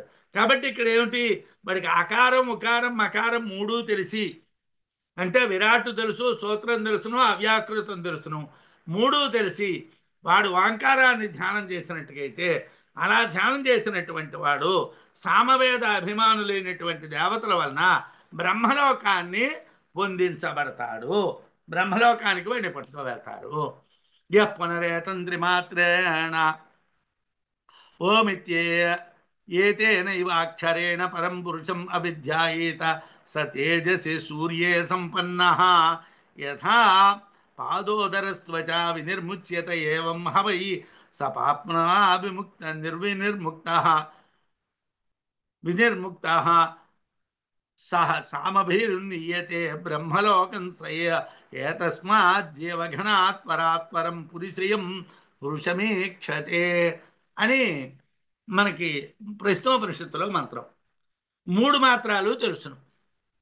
ఆ మూడు మాత్రాల యొక్క విషయ జ్ఞానం వాడికి ఉంది. ఆకార జ్ఞానం ఉన్నది, ఓకార జ్ఞానం ఉన్నది, మకార జ్ఞానం ఉన్నది. ఓం అనేటువంటి అక్షరాన్ని ఉపాసన చేస్తున్నాడు. వాడు దానిలో ఏం చేశారు, విద్యారణ్యుల వారి శ్లోకంలోని డైరెక్ట్గా బ్రహ్మలోకం అని చెప్పేశారు. ముందు వాడు ఎక్కడికి వెళ్ళాలండి అంటే సూర్యలోకానికి వెళ్ళాలి. వాడు సూర్యలోకానికి వెళ్తాడు. దేనివల్ల సూర్యలోకానికి వెళ్తాడు? సామవేదం ద్వారా సూర్యలోకానికి వెళ్తాడు. సూర్యమండలాంతర్గతుడైనటువంటి పురుషోత్తముణ్ణి అభిధ్యానం చేస్తే సూర్యలోకంలో తేజస్వరూపముకు సూర్యుల్లో వాడు విలీనమవుతాడు. ఇతనికి పునరావృత్తి లేదు. సూర్యలోకంలోకి వెళ్ళినటువంటి వాడు తిరిగి రాడు. పాదోదరం అంటే పొట్టతో పాకేటటువంటిది పాము. పాదోదరం అది కుబుసాన్ని విడిచిపెట్టేస్తుంది. అది బతికే ఉంటుంది. దాని శరీరాన్ని వదిలేస్తుంది. ఆ మరో శరీరాన్ని, అంటే ఆల్రెడీ పెరిగినటువంటి శరీరంతో తిరుగుతూ ఉంటుంది. అంటే దానికి శరీరాన్ని విడిచిపెట్టడం వలన కలిగినటువంటి దుఃఖం కానీ ఏమీ లేదు. ఆ ఎలాగైతే కుబుసాన్ని విడిచిపెట్టేస్తుందో అలాగే ఈ ఉపాసకుడు, అంటే అకార ఉకార మకారాలు తెలిసి ఓంకారాన్ని ధ్యానం చేసేటువంటి వాడు పాపం నుండి బయటపడిపోతాడు. అదే శరీరంతో ఉంటాడు. వాడు పాపం వాడితో ఉన్నప్పుడు ఆ శరీరంతోనే ఉన్నాడు, పాపం పోయినప్పుడు ఆ శరీరంతోనే ఉన్నాడు. పాము కుబుసం ఉన్నప్పుడు అదే పాము, కుబుసాన్ని విడిచిపెట్టిన తర్వాత అదే పాము. అలా పాపాన్ని విడిచిపెట్టి సామవేదాభిమాని దేవతల చేత బ్రహ్మలోకాన్ని, హిరణ్యగర్భ బ్రహ్మ యొక్క సత్యాఖ్యమైనటువంటి లోకాన్ని పొందించబడతారు. అంటే ఈ త్రిమాత్రోపాసన చేస్తే, అకార ఉకార మకారములు మూడింటితో ఓంకారాన్ని ఉపాసన చేస్తే వాడు సూర్యలోకంలో ప్రవేశించి పాపాలని పోగొట్టుకున్నటువంటి వాడై బ్రహ్మలోకంలో, హిరణ్యగర్భ బ్రహ్మలోకంలో ప్రవేశిస్తాడు. అతడి సమస్త ప్రాణులకు అంతరాత్మ. ఆ సత్యాఖ్యమైనటువంటి లోకం అన్నాం కదా, ఆ అపరబ్రహ్మలోకం, వాడు అన్నిటికీ అంతరాత్మ. అతడిలోనే అన్ని ప్రాణులు కూడా తస్మిన్ హి లింగాత్మని సంహత సర్వే జీవా తస్మాత్ సజీవఘన. వాడి ఎందే అన్ని జీవులు ఉన్నాయి కాబట్టి వాడిని జీవఘనుడు అంటారు. అన్ని జీవులు వాడిలోనే ఉన్నాయి కాబట్టి వాడికి జీవఘనుడు అని పేరు. ఆ జీవఘనుడు త్రిమాత్ర స్వరూపమైనటువంటి ఓంకార స్వరూపాన్ని తెలిసినటువంటి ఉపాసకుడు ధ్యానం చేస్తూ జీవఘనుని కన్నా సర్వోత్కృష్టమైనటువంటి పరమాత్మ అనేటువంటి పేరు కలిగినటువంటి పురుషుణ్ణి పొందుతాడు. అంటే సూర్యలోకాన్ని పొందుతాడు, సూర్యలోకంలో పాపాలను పోగొట్టుకుంటాడు, బ్రహ్మలోకాన్ని పొందుతాడు. బ్రహ్మలోకం కన్నా, హిరణ్యగర్భ బ్రహ్మలోకం కన్నా, జీవఘనుని కన్నా గొప్పదైనటువంటి పరబ్రహ్మలోకాన్ని కూడా పొందిస్తాడు. అంటే త్రిమాత్రలు తెలిసి ఉపాసన చేస్తే, అకారం తెలిసి, ఉకారం తెలిసి, మకారం తెలిసి ఓంకారాన్ని ధ్యానం చేస్తే వాడు హిరణ్యగర్భలోకాన్ని పొందుతాడు. దానికన్నా గొప్పదైనటువంటి పరబ్రహ్మలోకాన్ని కూడా పొందుతాడు. అన్ని దేహాల్లోని పరమాత్మ ఉంటాడు కాబట్టి అతన్ని పురుషుడు అంటారు. ఆ లోకాన్ని కూడా పొందుతాడు. ఈ విషయాల ద్వారా త్రిమాత్ర విజ్ఞానం కల ఓంకారోపాసన పరమాత్మను దర్శింపజేస్తుంది అని మనకి తెలియచేస్తున్నారు. త్రిమాత్రలు తెలిసి అకార ఉకార మకారములు మూడు తెలిసి ఓంకారాన్ని ధ్యానం చేయగలిగినటువంటి వాడు పరమ పురుషుణ్ణి పొందుతాడు అని మనకి ఇక్కడ చెప్తున్నారు. సమస్త జీవ సంఘాఖ్య శ్రోత్రాత్మా యత్పరోన్యత తస్మాదపి పరం బ్రహ్మ తత్వం యతదపేక్షతే. ఏమండి, సమస్త జీవ సంఘాఖ్య, సమస్త జీవ సంఘముల యొక్క సమిష్టి సూక్ష్మ శరీరం ఎవరండి అని అంటే సూత్రాత్మ, హిరణ్య గర్భ బ్రహ్మ అయినటువంటి జీవాత్మ, వాడినే సూత్రాత్మ అంటారు. వాడు అన్ని జీవ సంఘాల యొక్క సమిష్టి రూపం, మొత్తం జీవుల యొక్క అన్నింటి యొక్క సమిష్టి రూపం ఆ హిరణ్య గర్భ బ్రహ్మ. యహ, ఏ జీవాత్మ ఉన్నాడో అతడు అన్యత, ఇతరము కంటే పరహ, పరుడు. అంటే ఆ బ్రహ్మ అనేటువంటి వాడు ఇతరమైనటువంటి లోకాలన్నిటికన్నా గొప్పవాడు. ఆ హిరణ్య గర్భుడు అనేటువంటి వాడు మొత్తం దేహేంద్రియ మనస్సు బుద్ధి విరాట్ రూపాల కన్నా గొప్పవాడు సూత్రాత్మస్వరూపుడు. ఆయన చాలా గొప్పవాడు. అందుగురించి తస్మాదపి, ఆ జీవాత్మ రూపమైనటువంటి పరుని కన్నా పరమైనటువంటి బ్రహ్మతత్వమును ఎత్తత్ ఏది ఉందో దానిని అపేక్షతే. అంటే హిరణ్య గర్భ బ్రహ్మని పొందడం కాదయ్యా, వాడికన్నా పరమైనటువంటి తత్వం ఏది ఉన్నదో దాన్ని పొందుతాడయ్యా. అంటే ఓంకారోపాసన చేస్తూ ఉన్నటువంటి వాడు అకార విభాగం, ఉకార విభాగం, మకార విభాగం తెలిసి ఓంకారాన్ని ధ్యానం చేస్తే వాడు పరబ్రహ్మాన్ని పొందిస్తాడయ్యా. వాడు హిరణ్య గర్భ బ్రహ్మాన్ని పొందుతాడనేటువంటిది లీస్ట్ వ్యవహారం. వాడు పరబ్రహ్మాన్ని పొందిస్తాడు. ఓంకార ధ్యానంలో అంత గొప్పతనం ఉంది. కాకపోతే ఇక్కడ ఉన్న ప్రాబ్లం వల్ల ఏమిటి, ఆ విభాగం తెలిసి ఓంకారాన్ని ఉపాసించాలి. ఓం అంటూ ఉన్నటువంటి సమయంలో ప్రేషోచ్చారణ చేస్తారు సన్యాసులకి, ఓంకారాన్ని ఉపదేశిస్తారు గురువులు. ఏం చేస్తారు? ఓంకారం. ఆ ఓంకారం అంతసేపు దీర్ఘకాలికమైనటువంటి ఓంకారం సన్యాసులకే ఉపదేశించబడుతుంది అని శివపురాణంలో చెప్తారు. ఎందుకు అలా చెప్తారు అంటే వాడికి ఆ అనేటువంటిది, ఊ అనేటువంటిది, మా అనేటువంటిది వాడికి విభాగం బుర్రలోకి వెళ్ళిపోయేటట్టు గురువు పంపించాలి. పంపిస్తే వాడు అవతలకి వెళ్ళిపోతాడు, వాడు పరబ్రహ్మంలోకి వెళ్ళిపోతాడు. అలా కాకుండా ఓం ఓం ఓం అన్నాం అనుకోండి, అదేం లేదు. ఆ ఓంకారంలో ఆ ఓ అనేటువంటి దాంట్లోనే ఆ వచ్చేయాలి, ఊ వచ్చేయాలి, ఆ ఇమ్ అనేసరికి మా వచ్చేయాలి. ఆ మూడు విభాగం కూడా వాడికి అలాగా లోపల ప్రత్యక్షం అయిపోవాలి, అంతహా ప్రత్యక్షం అయిపోవాలి. అలా ప్రత్యక్షమై దాన్ని కానీ ఉపాసించుకున్నట్టుగైతే వాడు పరబ్రహ్మాన్ని పొందుతాడు. జీవాత్మయే సూత్రాత్మ, అతడు సకల జీవ సంఘాతముల సమిష్టి సూక్ష్మమైనటువంటి శరీరం, అన్నింటికన్నా పరమైనటువంటి వాడు. కానీ ఇతనికన్నా పరమైనటువంటి బ్రహ్మతత్వాన్ని త్రిమాత్రా జ్ఞానము కల ఓంకారోపాసకుడు పొందుతాడు. మూడు మాత్రల యొక్క జ్ఞానం కలిగినటువంటి ఓంకార ఉపాసకుడు చాలా గొప్పవాడు. ఎందుకంటే వాడు హిరణ్య గర్భ బ్రహ్మ కన్నా గొప్పదైనటువంటి పరబ్రహ్మాన్ని పొందుతాడు. హిరణ్య గర్భ సర్వేషాం సంసారిణాం జీవానాం ఆత్మభూతః సహి అంతరాత్మా లింగరూపేణ సర్వభూతానాం తస్మిన్ హి లింగాత్మని సర్వే జీవా సంహతాః తస్మాత్ సజీవఘనః అని భాష్యంలో శంకరాచార్యుల వారు అంటారు. హిరణ్య గర్భుడు జీవాత్మ, లింగ రూపంలో అంతరాత్మ, అతడి యందే అన్ని జీవులు సమావేశం అవుతున్నాయి కాబట్టి అతన్ని జీవఘనుడు అంటారు. అయితే స విద్వాన్ త్రిమాత్రోంకార అభిజ్ఞ ఏతస్మాత్ జీవఘనాత్ హిరణ్య గర్భాత్ పరాత్ పరం పరమాత్మాఖ్యం పురుషం ఈక్షతే.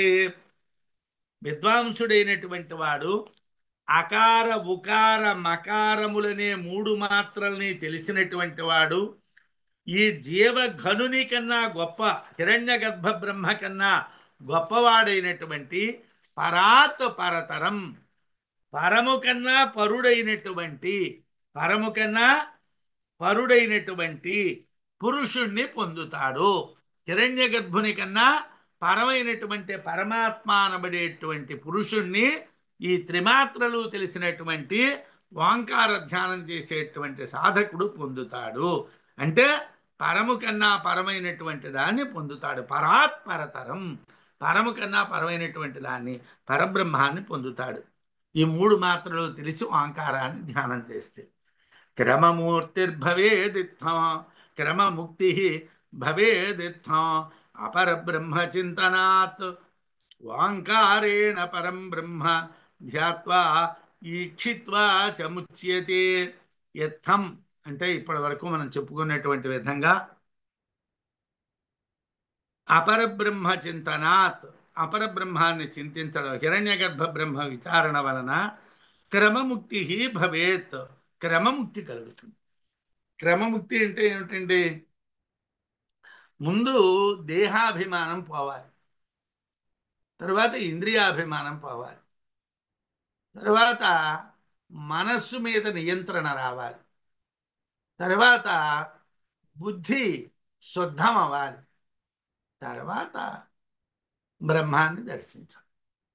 అంటే ఇవాళ కూర్చొని నాకు మోక్షం వస్తుందా చెప్పండి, ఎంతకాలంలో మోక్షం వస్తుందో చెప్పండి అంటే అష్టావక్ర గీతలో అరక్షణంలో వస్తుంది అని చెప్పారు. అయితే అష్టావక్రుడు జనక మహారాజు గారికి చిత కొట్టాడు ఆ విషయంలో. ఏమయ్యా, ఏదో గుర్రం రికాబు మీద కాలు పెట్టినంత మాత్రంలో మోక్షం వస్తుందన్నారు కదా, నాకు చూపించండి అని ప్రతివాడిని కారాగారంలో పడేస్తూ ఉండేవాడు. అష్టవక్రుడు వెళ్ళాడు, నేను చూపెడతా అన్నాడు. ఏదో చూపించండి అన్నారు. ఇక్కడ కాదయ్యా, ఏకాంతంలో చూపించాలన్నాడు. అలాగేనన్నాడు. ఓ అరణ్యంలోకి వెళ్ళారు. సరే, ఆవిడ గుర్రం రెడీ చేశారు. ఆ రికాబ్ మీద కాలు పెట్టడానికి సిద్ధంగా ఉన్నాడు. ఏమయ్యా, బ్రహ్మజ్ఞానం కావాలంటే ఈ రికాబ్ మీద కాలు పెట్టవేనా, దాని గురువు గట్రా ఏమైనా ఉండాలా అక్కర్లేదా? ఉండాలండి గురువు, మీరే నాకు గురువు అన్నాడు. ఓకే, గురువు అంటే గురువుగారికి దక్షిణ గట్రా ఏమైనా ఇవ్వాలా, ఏం అక్కర్లేదా అన్నాడు. ఇవ్వాలండి, నా తనువు మనస్సు ధనము ప్రాణము అన్నీ మీవేనండి అన్నాడు. ఓకే అన్నాడు. వాడు అంత ధనం అయిపోయాడు. ఇప్పుడు వీడికి ఏం గోల్ వచ్చింది? శరీరం వీడిది కాదు, మనస్సు వీడిది కాదు, ప్రాణం వీడిది కాదు, ధనం వీడిది కాదు. వీడు అలా కాలు పెట్టాడు, నిలబడ్డాడు, లేదు ఆలేదు. ఆ మంత్రులు గట్రా చూశారు. వీడు ఏమిట్రా అన్నారు, తీసుకుని వచ్చారు, ఇంట్లో పడుకోబెట్టారు. ఏమిట్రా ఈ మాంత్రికుడు వెళ్ళిపోయాడు అన్నారు. మరుసటి రోజు వెతికారు, పట్టుకొని వచ్చారు వాడిని. ఏమిటండి మా గురువుగారు ఇలా అయ్యారన్నారు. మా రాజుగారు ఏమీ అవ్వలేదు. ఏమీ రాజు, ఏమయ్యా రాజా నీకేమిటైందని? నాకేం అవ్వలేదు రాజా. గురువుగారు లేచి స్నానం చేసి భోజనం అన్నారు. చేసి నాకంటూ ఏం లేదు కదండి, నా శరీరం నాది కాదు, ప్రాణం నాది కాదు, ధనం నాది కాదు, మనస్సు నాది కాదు, నాకు అధికారం లేదు, మీరేం చేయమంటే చేయాలి, లేకపోతే లేదు.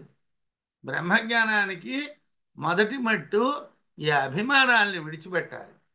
క్రమముక్తి క్రమముక్తి క్రమముక్తి అంటే ఏమిటి అంటే ఇక్కడి నుంచి బయలుదేరి భూలోకం నుంచి భూర్లోకానికి, భూర్లోకం నుంచి సౌరలోకానికి, సౌరలోకం నుంచి మహర్లోకానికి, మహర్లోకం నుంచి జనలోకానికి. ఏమిటయ్యా ఇవన్నీ పేర్లయ్యా? ముందు ఎలాగా నువ్వు ఆత్మని చేరాలంటే ఏమిటి?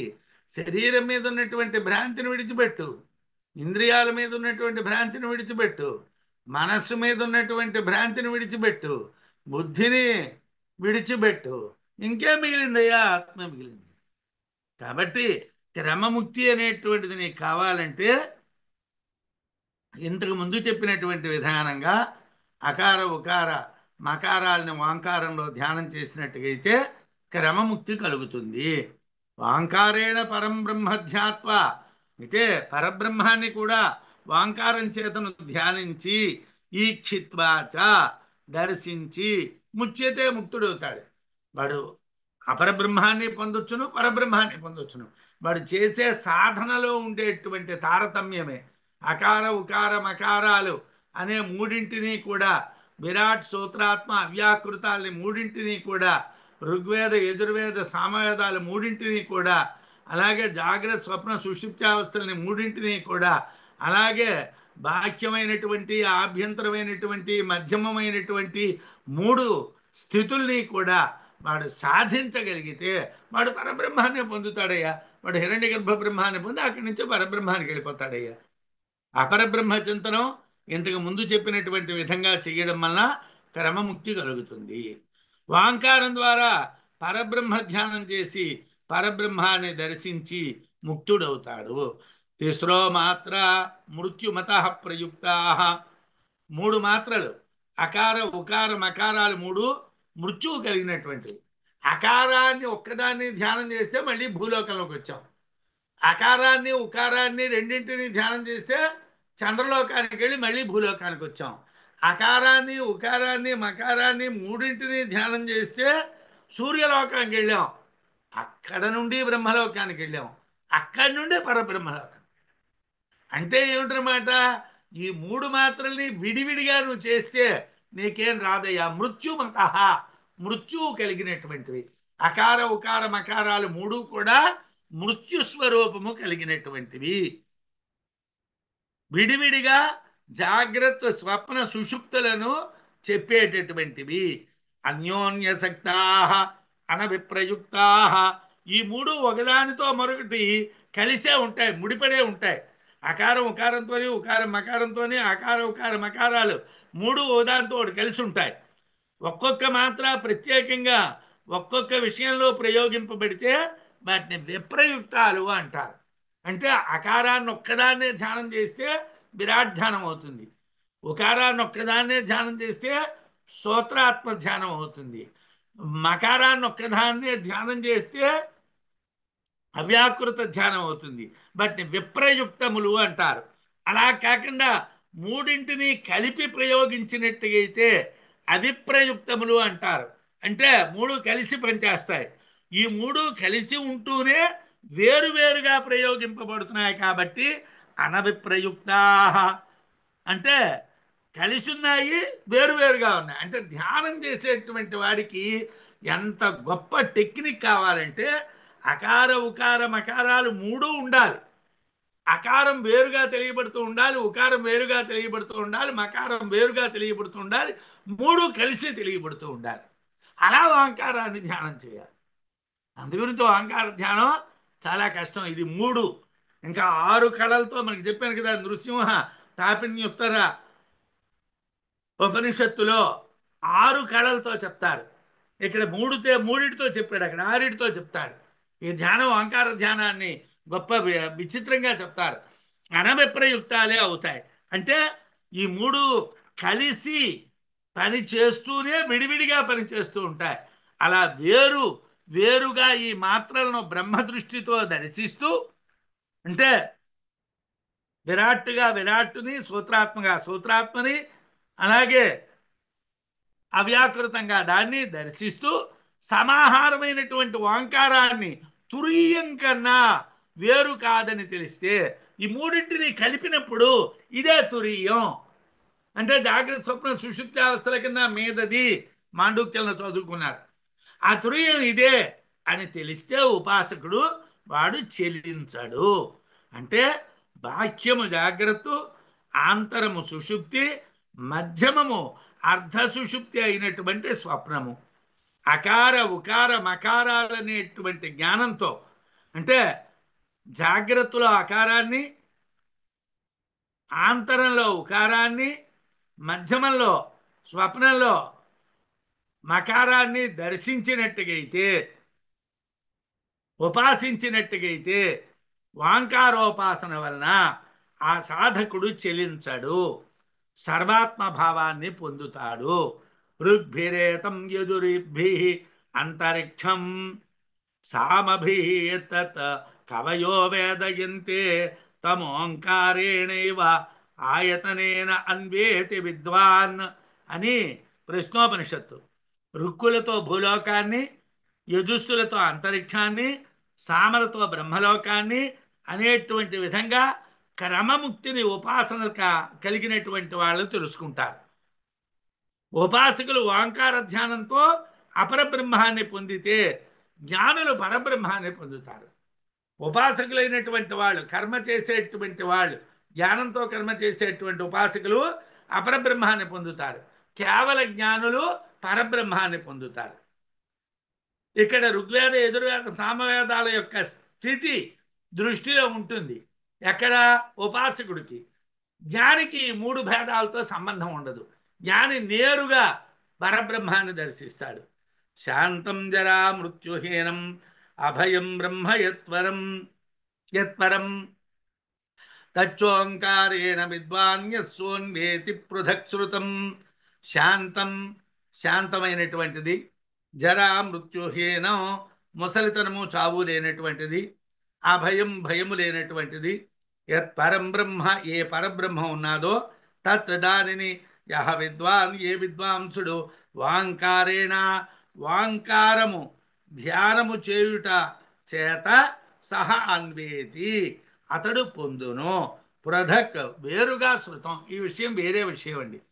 ఎందుకంటే ఇది కర్మకాండకి సంబంధించినటువంటి విషయం కాదు, ఇది జ్ఞానకాండకి సంబంధించినటువంటి విషయం కాబట్టి పృథక్ శృతం అన్నారు, వేరేగా వినబడుతున్నాను. ఈ ఓంకారాన్ని ఎవడైతే పరబ్రహ్మంగా తెలుసుకో ధ్యానం చేస్తున్నాడో వాడు శాంతమైనటువంటి, జరామృత్యురహితమైనటువంటి, అభయమైనటువంటి పరబ్రహ్మాన్ని పొందుతాడు. శాంతము, చావు ముసలితనం లేనటువంటి, భయం లేనటువంటి పరబ్రహ్మాన్ని ఓంకారోపాసన చేత విద్వాంసుడు పొందుతాడు అని వేరేగా చెప్తున్నారు. అంటే జ్ఞానుల గురించి చెప్తున్నారు. అంటే జ్ఞానులు పరబ్రహ్మాన్ని పొందుతారు అని చెప్తున్నారు. విద్వాన్ యత్ శాంతమజరం అవృతం అభయం పరంచ అని ప్రశ్నోపనిషత్తులో చిట్ట చివరి మాట. శాంతం అంటే విముక్తం, అంటే జాగ్రత్త, స్వప్న, సుషుప్తి అవస్థలు లేనటువంటిది, దేహేంద్రియ సంబంధం లేనటువంటిది, అన్నింటి నుంచి బయటపడినటువంటి దాన్ని శాంతము అంటారు. అన్నింటి నుంచి బయటపడేటువంటిది శాంతం అంటే విముక్తము. అందువలననే అజరం, దానికి ఏమీ లేవు కాబట్టి, దానికి శరీరం లేదు, దానికి వచ్చిన ఇంద్రియాలు లేవు, దానికి మనస్సు లేదు, దానికి బుద్ధి లేదు, దానికి జాగ్రత్త అవస్థ లేదు, స్వప్నావస్థ లేదు, సుషుప్తి అవస్థ లేదు. కాబట్టి దానికి ముసలితనము లేదు, చావు లేదు. దానికి ముసలితనం, చావు లేవు. బ్రహ్మ కన్నా వేరుగా ఏదీ లేదు కాబట్టి అభయం. ద్వితీయాద్వై భయం భవతి అని బృహదారణ్యకం. రెండోది ఉంటే భయం. అసలు రెండోది ఏదీ లేదు, ఉన్నది ఒక్కటే బ్రహ్మమే ఉన్నది కాబట్టి భయం లేదు. ఒక్క బ్రహ్మమే ఉన్నది కాబట్టి భయం లేదు. పరమైనటువంటిది అంటే నిరతిశయమైనటువంటిది ఓంకారం. ఆయతనం అంటే పొందించేటువంటి సాధనం. ఓంకార ధ్యానంతో పరబ్రహ్మాన్ని జ్ఞానులు పొందుతారు. అంటే ఈ ప్రశ్నోపనిషత్తులో శైవ్యుడైనటువంటి సత్యకాముడు ఓంకార ధ్యానం చేసినట్టుగైతే అపరబ్రహ్మాన్ని, పరబ్రహ్మాన్ని ఎలా పొందొచ్చును అనేటువంటి విషయాలను అడిగితే అకార, ఉకార, మకారముల యొక్క అనుసంధానంతో కూడుకున్నటువంటి ఓంకారోపాసన విధానాన్ని, దాన్ని పొందితే కలిగేటువంటి ఫలితాల్ని వివరంగా చెప్పడం జరిగింది. ఇది మీరందరూ కూడా జాగ్రత్తగా గుర్తుపెట్టుకుందుకు ప్రయత్నం చేసినా మన చిట్ట చివరి అధ్యాయానికి రావడానికి మరో సంవత్సరం దాటి పట్టవచ్చును. కాబట్టి మనం అక్కడికి వెళ్ళేసరికి ఇది మనం మర్చిపోతాం. కాబట్టి ఒకటో ఇది కలపడాలు మర్చిపోతే భాగహారాలు మళ్ళీ ఇబ్బంది అవుతాయి. కాబట్టి ఒక ఈ రికార్డింగ్నైనా కనీసం మీ దగ్గర సేవ్ చేసుకొని ఉంచుకొని మళ్ళీ క్లాస్ వచ్చేటప్పుడు, అంటే అప్పుడిప్పుడు మనం మళ్ళీ అది చెప్పుకునేటప్పుడు ఓసారి పాత విషయాన్ని విని ఆ కొత్త విషయంలోకి వెళ్తే సులభంగా అర్థమవుతుందని నా ఆలోచన.